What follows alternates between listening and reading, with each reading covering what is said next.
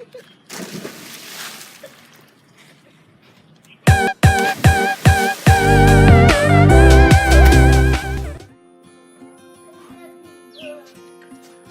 বন্ধুসকল, মই বিকাশ জিৰাভা আজি পুনৰবাৰ স্বাগতম জনাইছোঁ মোৰ চেনেলটিলৈ। বহুত দিন হ'ল ভিডিঅ' দিয়া নাছিলোঁ, কিছু অসুবিধাৰ বাবে ভিডিঅ' দিব পৰা নাছিলোঁ আৰু সেয়েহে মোৰ চেনেলটি ইনএক্টিভ হৈ আছিলে।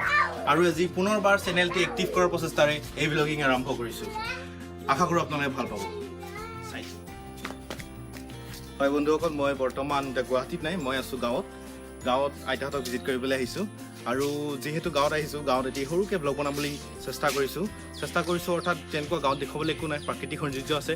আৰু তাৰ লগতে সেইখিনিতে আমাৰ যি গাঁও ঘাইপথৰ ঠিক কাষতে সেইখিনিতে দং এটি আছে, গাঁৱলীয়া শব্দত দং বুলি কয়। সৰুকৈ নদীৰ এটি টুকুৰা বুলি ক'ব পাৰি, নদী ফালি অহা।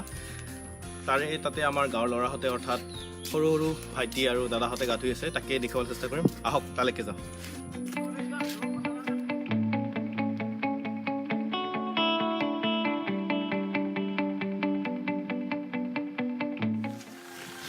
আৰু যোৱাকালিলৈ উচ্চতৰ মাধ্যমিক পৰীক্ষাৰ ফলাফলসমূহ ঘোষণা কৰা হ'ল।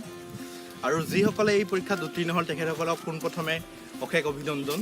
আৰু লগতে যিসকলে এই পৰীক্ষাত উত্তীৰ্ণ হ'ব নোৱাৰে তেখেতসকলক জনাবলৈ বিচাৰিম, অলপ উৎসাহ দিবলৈ বিচাৰিম যে মন মাৰি থাকিলে আপোনাৰ অহা বছৰ ইয়াতকৈ ভালকৈ চেষ্টা কৰিব। মোৰ বিশ্বাস আপোনালোকে আগন্তুক বছৰত আমাৰ অসমক গৌৰৱান্বিত কৰিবলৈ চেষ্টা কৰিব।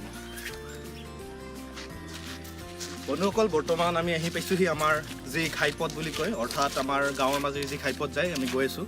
আৰু ঘাইপথৰ ঠিক মাজতেই ক'ব গ'লে কিনাৰতেই আমি সেই দংটিৰ কাষলৈ গৈ আছোঁ।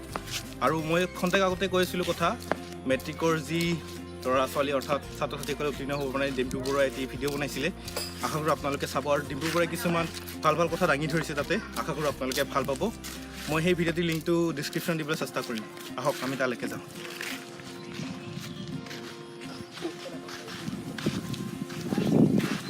আমি বৰ্তমান আহি পালোঁ স্থানলৈ, অৰ্থাৎ এই দংটোৰ কাষলৈ। ভাইটিহঁতে গা ধুই আছে, দাদাহঁতে অৰ্থাৎ তেখেতসকলৰ হ'ল চাগে। আমি অকণ পলম হ'ল আহা। আহক আমি তেখেতসকলৰ গা ধোৱা চাওঁ। আহক।